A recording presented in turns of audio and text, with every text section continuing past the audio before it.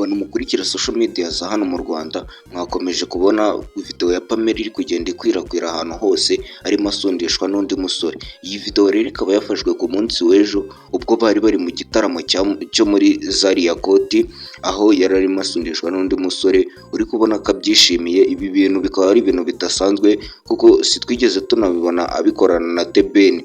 Wowe rero tugiye kubana muri iki kiganiro manje kugusuhuza, ndagusaba kugira ngo ukore subscribe kugira ngo ibiganiro byose tuzajya tubagezaho uzajya ubibonera ku gihe, kandi ukande like kuri iyi video, kandi igitekerezo cyawe nikibure muri comment. Ubundi ubusanzwe uyu nguyu Uwicyeza Pamela ni umugore wa The Ben byemewe n'amategeko, bakaba barasezeranye mu mategeko ndetse barasezeranye n'imbere y'Imana. Aba rero bakaba bafitanye n'umwana witwa Icyeza Runa Ora Mugisha. Uyu akaba ari umwana wa Pamela ndetse na Mugisha Benjamin cyangwa se The Ben.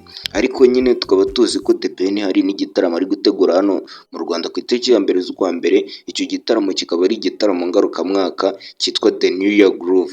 Gusa agashya kari muri icyo gitaramo ubu ngubu ni uko hazazamo na Bruce Melody. Iki gitaramo rero kikaba cyari cyarateganyirijwe gukorerwa muri Stade Amahoro, ariko kubera ibikoresho byabaye bikeya iki gitaramo kikaba kizabera muri Big Arena. Iyi video rero yasohotse yakomeje kuvugisha abantu ku mbuga nkoranyambaga, ariko nyine amakuru tumaze kumenya muri aka kanya nuko iyi video bayisohoye kugira ngo batwikire kino gitaramo byari byapanzwe n'uyu musore witwa Mugisha Benjamin ndetse n'umugore we Uwicyeza Pamela. Mukurikirana entertainment yo mu Rwanda cyane cyane mu muziki nyarwanda, murabizi neza ko hari amatiku ari hagati ya The Ben na Bruce Melody, ndetse muri kiriya gitaramo cya The New Year Groove bikaba bisa nkaho ari ihangana bashaka kuzahangana.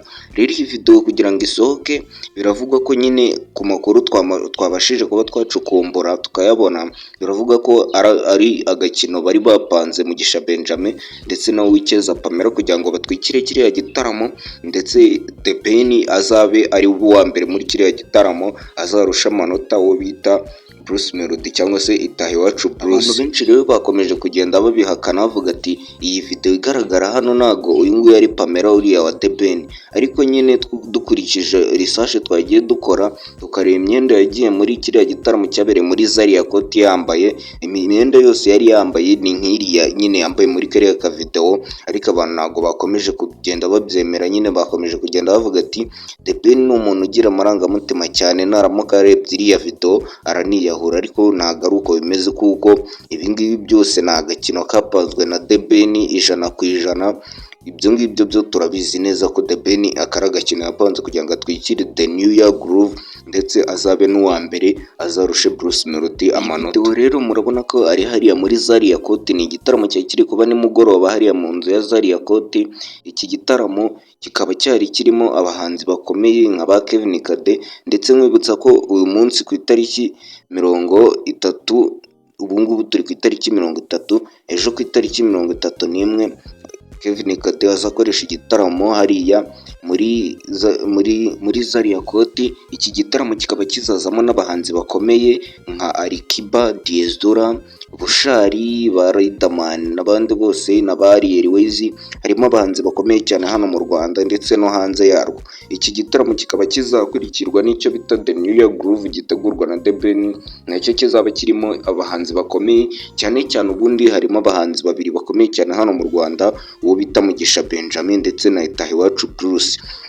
Iyi video rero yakomeje gutrendinga, niyo turi kuvugaho. Urabona ko hano ngaha Pamela nyine yari yaryohewe ari gusundishwa n'uyu musore, uri kubona ko ashaka ko bakomeza, ariko nyine urabona ko umusore nyine byageze nyuma arigendera Pamela, ariko wabonaga ko akibishaka. Ibi bintu rero ntabwo byari byarigeze bigaragara Pamela bikorana na The Ben.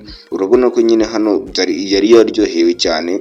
Abantu bakomeje kugenda bavuga ati The Ben rwose amarangamutima ari buze kumwica.